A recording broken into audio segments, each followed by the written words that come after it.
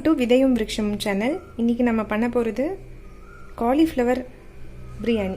ரொம்ப சிம்பிளான ஒரு காலிஃப்ளவர் பிரியாணி பண்ண போகிறோம். அதுக்கு என்னென்ன பொருட்கள் தேவைன்னு பார்க்கலாம். ஃபர்ஸ்ட்டு காலிஃப்ளவரை, ஒரு ஃபுல் காலிஃப்ளவர் என்ன பண்ணியிருக்கேன்னா உப்பு, மிளகாத்தூள், கொஞ்சம் கரம் மசாலா போட்டு பிசிறி வச்சுருக்கேன் இந்த மாதிரி, சரிங்களா? அதுக்கப்புறம் ஒரு 10-15 சின்ன வெங்காயம், 3 பச்சை மிளகாய், இஞ்சி பூண்டை இந்த மாதிரி அம்மியில் இடித்து வச்சுருக்கேன், தக்காளி 3 தக்காளி பழங்கள், ஒரே ஒரு பிரிஞ்சி இலை. என்கிட்ட நீங்கள் பட்டை எல்லாம் இல்லை, ஸோ அதனால் ஜஸ்ட் இந்த அன்னாசி மொக்கு மட்டும் ஒரு 3 பீஸ் எடுத்து வச்சுருக்கேன். கருவேப்பிலை, கொத்தமல்லி இலை, புதினா தழை கொஞ்சம், இதெல்லாம் அலம்பி வச்சுருக்கேன். பார்த்துக்கோங்க. ஃபஸ்ட்டு தக்காளி, வெங்காயம், பச்சை மிளகாய், இஞ்சி பூண்டு விழுது, காலிஃப்ளவர் மெயின் இன்க்ரீடியண்ட்டு, அப்புறம் தாளிக்கிறதுக்கு இந்த மசாலா பொருட்கள். இது இல்லாமல் கருவேப்பிலை, கொத்தமல்லி தழை, புதினா. ஓகேங்களா? இது இல்லாமல் என்னென்ன தேவைப்படும்னா நமக்கு வழக்கமான பொருள் தான். மஞ்சத்தூள், உப்பு, கரம் மசாலா, இது 3 தான். அரிசி பார்த்தீங்கன்னா இந்த மாதிரி ஒரு டம்ளரில் எடுத்திருக்கேன். 1 டம்ளர் அரிசி 2 பேருக்கு. ஒரு 10-15 நிமிஷம் ஊறட்டும், அவ்வளோதான்.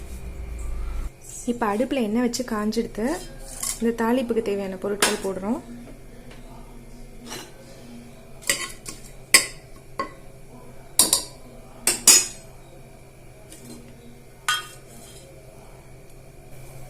எண்ணெய் காஞ்சோடனே இந்த தாளிப்புக்கு உண்டான பொருட்களை போட்டிருக்கோம். இப்போ என்னென்னா அது புரிஞ்சு வர சத்தம் கேட்குறது. ஸோ இப்போ என்ன பண்ண போகிறோம்னா, அடுத்து நம்ம இஞ்சி பூண்டு விழுது ஆட் பண்ணிக்கலாம்.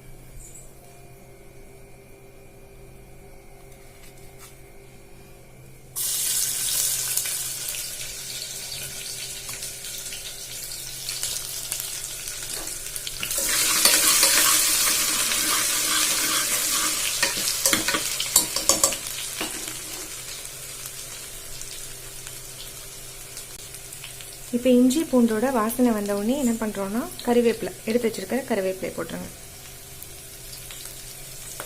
ப்ளஸ் பச்சை மிளகாய், 3 பச்சை மிளகாய் எடுத்து வச்சுருக்கோம், கீழ் வச்சுருக்கோம். ஸோ அதை ஆட் பண்ணிக்கலாம்.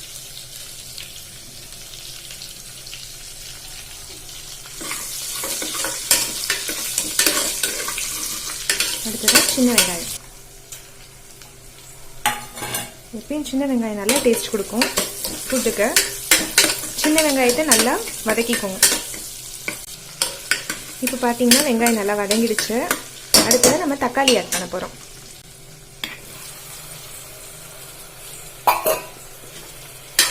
தக்காளி ஆட் பண்ணிட்டு நல்லா கிளறி விட்டுக்கோங்க.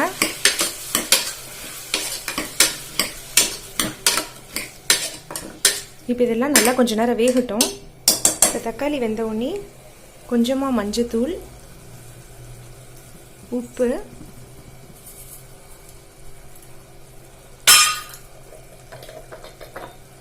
அதுக்கப்புறம் கரம் மசாலா. ரொம்ப மசாலா ஆட் பண்ண மாட்டேன், ஸோ கொஞ்சமாக கரம் மசாலா ஆட் பண்ணிட்டு இதை நல்லா வதக்கி விட்டுக்கோங்க.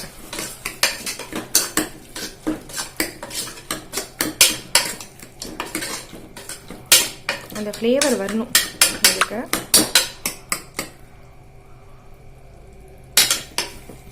நல்லா கிளறி விட்டுக்கோங்க, கொஞ்சம் நேரம் இருக்கட்டும். இந்த ஸ்டேஜில் புதினா இலை ஆட் பண்ணிவிடுங்க. அலசி வச்சிருக்கிற புதினா இலை அதை ஆட் பண்ணிவிடுங்க. அப்போ தான் அந்த வாசனை நல்லா வரும்.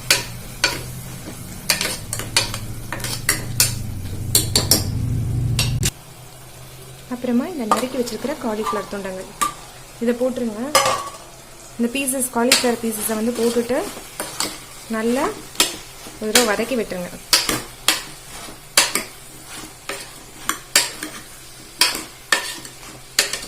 நான் கிளறிட்டு காமிக்கிறேன். இப்போ பார்த்தீங்கன்னா நல்லா கிளறி விட்டாச்சு. கொஞ்சம் காலிஃப்ளவர் வேகட்டும். இப்போ காலிஃப்ளவர் கொஞ்சம் நல்லா வெந்துடுது லைட்டாக. இப்போ என்ன பண்ணுறீங்கன்னா, இந்த டம்ளர்னால, அரிசி எடுத்த டம்ளர்னால ஒரு 3 டம்ளர் தண்ணி விட்டுக்கிறேன். தண்ணி விட்டாச்சு. 3 டம்ளர் அரிசிக்காக 3 டம்ளர், 1/2 டம்ளர் காய்க்காக நான் எடுத்திருக்கேன். ஸோ 3 டம்ளர் தண்ணி விட்டுருக்கேன். இப்போ இது நல்லா கொதி வரட்டும். அதுக்கப்புறம் ஊற வச்சிருக்கிற அரிசி இருக்கு இல்லையா, அதை ஆட் பண்ணிக்கலாம். இப்போ பார்த்தீங்கன்னா தண்ணி நல்லா கொதி வந்துருச்சு. இப்போ அரிசி ஆட் பண்ணிக்கலாம்.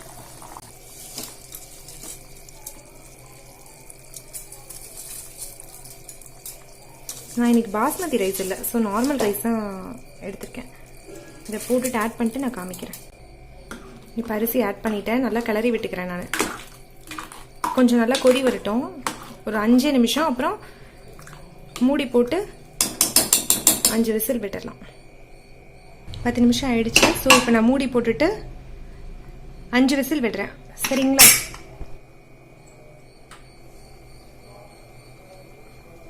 இப்போ ஓப்பன் பண்ணி பார்க்கலாம். சூப்பராக வந்திருக்கு. கிளறி விட்டுட்டு காமிக்கிறேன். சூப்பராக ரெடி ஆயிடுச்சு.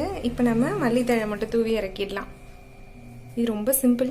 ஒரே ஒரு 1 pot ரைஸ். எல்லாரும் ட்ரை பண்ணி பாருங்க. சரிங்களா? தேங்க்யூ.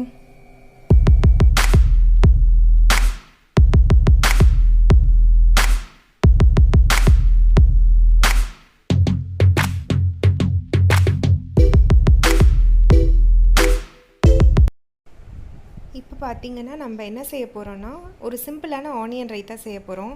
இதுக்கு தேவையானது பார்த்தீங்கன்னா கொஞ்சம் கெட்டி தயிர், வெங்காயம், பெரிய வெங்காயம் 2 நறுக்கி வச்சுருக்கேன், பச்சை மிளகா, கருவேப்பிலை, கொத்தமல்லி தழை, தேவையான அளவு உப்பு. இதெல்லாம் ரெடியாக எடுத்து வச்சுருக்கேன். இது இப்போ எப்படி செய்கிறதுன்னு பார்க்கலாம் நம்ம. இப்போ ஃபர்ஸ்ட்டு பொடி பொடியாக நறுக்கி வச்சுருக்கிற பச்சை மிளகாயை தூவிடுறேன்.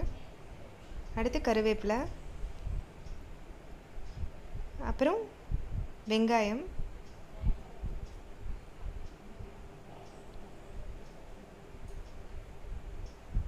கொஞ்சமாக உப்பு,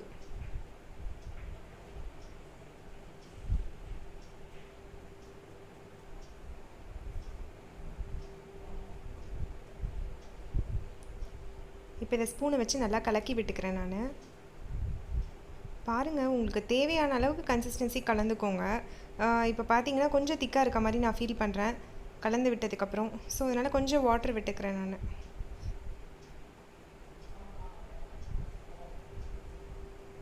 ஸோ உங்களுக்கு எந்த அளவுக்கு ரைத்தா திக்னஸ் வேணுமோ அந்த மாதிரி கலந்துக்கோங்க. இப்போ மல்லித்தழை தூவி விட்டாச்சு. இப்போ அடுத்து பார்த்தீங்கன்னா ஒரு ஸ்பூன் வச்சு கலக்கி விட்டால் நம்ம ரைத்தா ரெடி ஆகிடும். இது ஒரு சிம்பிளான ரைத்தா. இதையும் மறக்காமல் ட்ரை பண்ணி பாருங்கள்.